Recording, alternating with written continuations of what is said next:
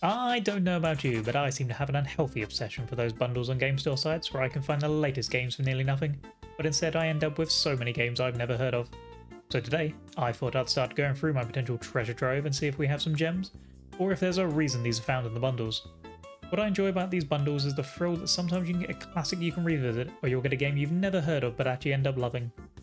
So to find out what I may have found in my ever-increasing library of games, let's jump in. Our first game up is Everhood, a highly rated game that I just hadn't heard of. It's a music battle adventure game with what I think is a fantastic soundtrack. I boot up the game and start as a wooden doll who gets his arm stolen, and then we embark on a rhythm-filled quest to get it back. But for more rhythmically challenged people like myself, it may start off as less an adventure and more of seeing this screen a lot before eventually swallowing the pride and going down on the difficulty for a bit.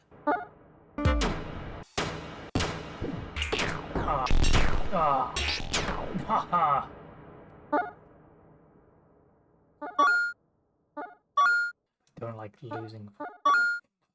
As I went through the world, I really loved the pixel art and charming characters I met along the way, and while exploring and uncovering the mysteries within, I found different puzzles and minigames scattered about to enjoy. They gave me a nice change of pace from other elements of the game and allowed me some fun insight and interactions with the other characters in the world. Where the game really shines and focuses on is its music battles. You basically own a guitar-like grid and jump or dodge the rhythm projectiles on the beat. And as I got further into the game, the battles started to spice things up with little extra mechanics, and they could go from really cool and epic to just plain weird. Oh no, my brain. I think from the start I really enjoyed this game all the way through. I may not be the best at rhythm games and I don't really play them often, but that certainly didn't stop me from enjoying what this game gave with its story and gameplay. I'd honestly even say just give a listen to the soundtrack.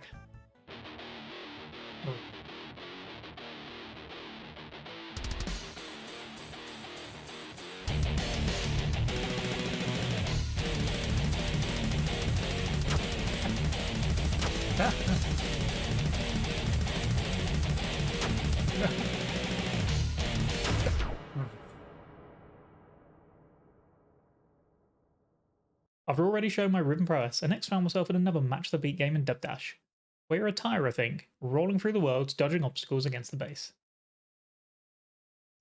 The standout rhythm skills I'd honed in Everwood rolled over to Dub Dash quite easily. Wait, what?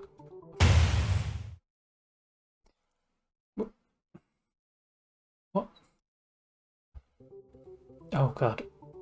Okay. Oh. Oh god, no, it's ruined. Oh my god, why am I so bad? No, why did I press it?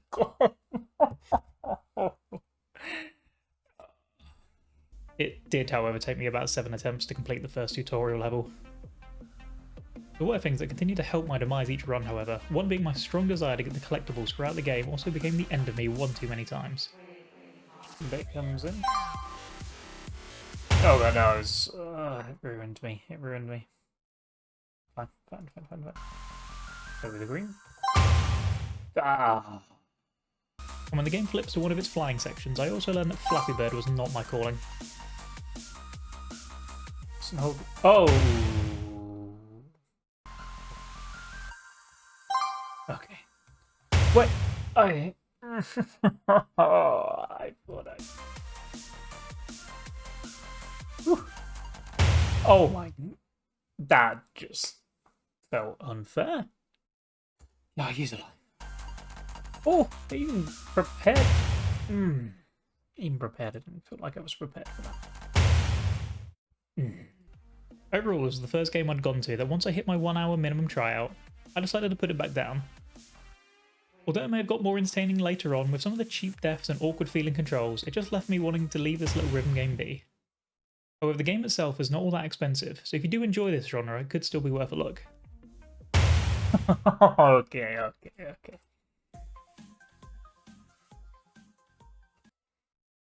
Next up is Kingdom Rush. When I first looked at this game's Steam page, I didn't know if I would enjoy it or not, as it looked more of a mobile-esque type of game. However, seeing the amount of overwhelmingly positive reviews had me wondering what this tower defense game was like. The general idea of the game is simple. You build units in a massive defense to protect your base against waves and waves of increasingly difficult enemies.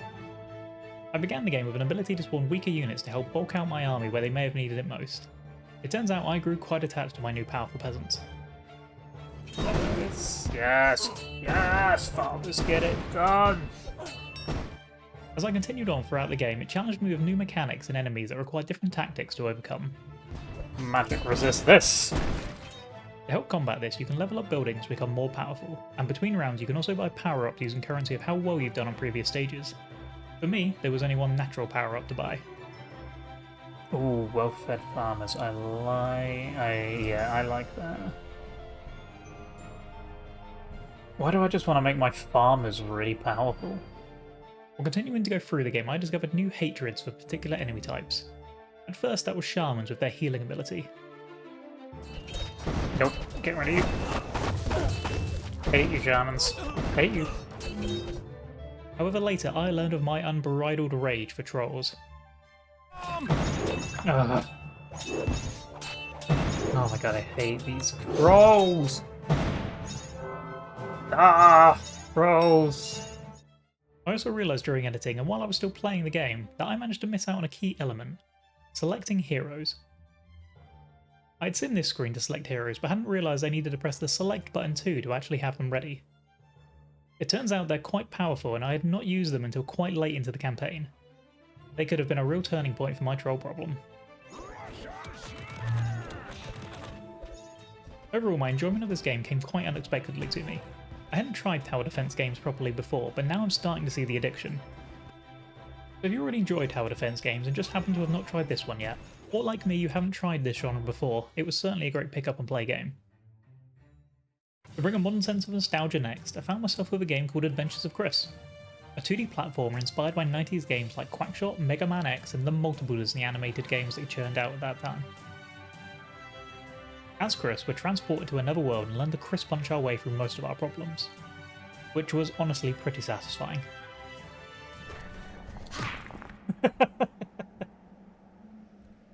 Yeah, alright. Chris punch, activate. We're then promptly turned into a balloon by the villain of the game, and that's what sets us off on our adventure. I like this balloon mechanic as it added a nice vertical movement to the platforming at times. However, the animation for Chris popping has haunted me. No! No! Chris! I do always enjoy a little sprinkle of Metroidvania-like elements in my games. But as we progress throughout the game, we get to buff Chris up with a lot of power-ups and special moves to help him along with his worldwide journey, and get the chance to complete and go back to levels in any order I wanted. The overall visual style and characters of the story really made it feel like you were playing in one of the Saturday morning cartoons, which was a really fun feeling to have. I did wonder, however, if the game would get a little too boring and samey after a while, but the boss fights in different locations were challenging enough to keep me engaged and wanting to finish them without being too frustrating or overwhelming. I had seen other comments that there were higher difficulties which may make the game more challenging, but it wasn't what I wanted from this game at the time, so I was happy sticking to what I had. I think my one main gripe of the game was that I do feel there were a few too many of the Chris's big jokes put throughout the game, but otherwise I found the humour and the charm of the game to be really fun, and backed up with some solid gameplay that you'd find in the games it had been inspired by at that time. It was another surprising install for me as it really felt like a lovingly crafted platformer that did hit me with a nostalgic feeling, and I'd certainly say give it a go. Next up was a game that seemed to have a sprinkle of many genres in it, from roguelike and Metroidvania to monster taming and bullet hell. Patch Quest was actually the only game I ended up not looking at the Steam page for before booting up. So when I was dumped into a jungle I didn't know what genre to expect. Danger! After being pelted with bullets and finding out I could befriend cute little creatures by tying them up, Let's go. I realised I was in a selection of genres I really liked. The game also included local co-op, allowing you and another to play through the whole game together seamlessly. Something I do wish other games could include too, as sitting next to each other while screaming to dodge the random shapes flying at you is quite enjoyable. Just do be sure to keep things civil when you both want to try and tame the same monster. Ooh, I like him. Beaver boy. No, I'm. No! I want the I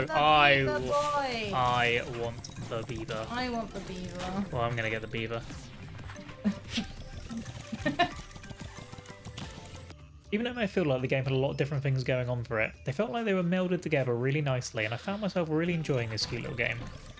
The amount of projectiles usually indicated how chaotic and difficult it could end up feeling, but I never felt frustrated with it, and each run felt rewarding as I explored and found new creatures to tame. I think after playing the game for a few hours, both solo and co-op, Patch Quest ended up being another game that I was really glad to have found. The gameplay loop was good fun, and I really enjoyed how it felt both chill and relaxing with exploring and monster taming, while also being frantic and chaotic with the chaos-dodging boss fights. I'd put it close to being a combination of Cult of the Lamb and Pokemon Mystery Dungeon feel to it, which is all you really want sometimes. The final game for today was Spinch. This was a very psychedelic 2D platformer that had a very striking visual style. We began the game by setting out on a quest to save our offspring from a very colourful villain. As I was playing, I found the controls felt nice and tight as you traverse the retro-styled worlds, and this certainly helps make the game feel good, which is something you do want from platformers when needing precise movement between the very trippy enemies and hazards. While darting through the levels, I could find and unlock the bonus levels, which include catching my cousins while they were mercilessly thrown down at me. And while I'm not sure if they were hated or something, there's certainly some more trauma added here with the crisp popping in this. Oh no, cousin. I think with Spinch, I kind of just found everything okay. Nothing really grabbed me from the get-go, and even the boss fights, while looking really cool, didn't really feel like I was doing too much apart from walking from one side of the screen to the other, pressing the buttons, and barely getting attacked. It just overall felt like an okay platform with some really cool visuals and music. Overall, I feel like I got a lot out of making this video by just booting up some of the random games I'd gotten in bundles over the years that I likely wouldn't have touched otherwise. It really got me to not only try some new genres of games, but helped me find some that I may just have never picked up if not semi-forced to by these self-implied rules. So with that, if you yourself have a similar backlog or collection of games that you've just never heard of and may not think they're for you, why not just try booting them up for an hour and see what you think? You never know what treasures you may find.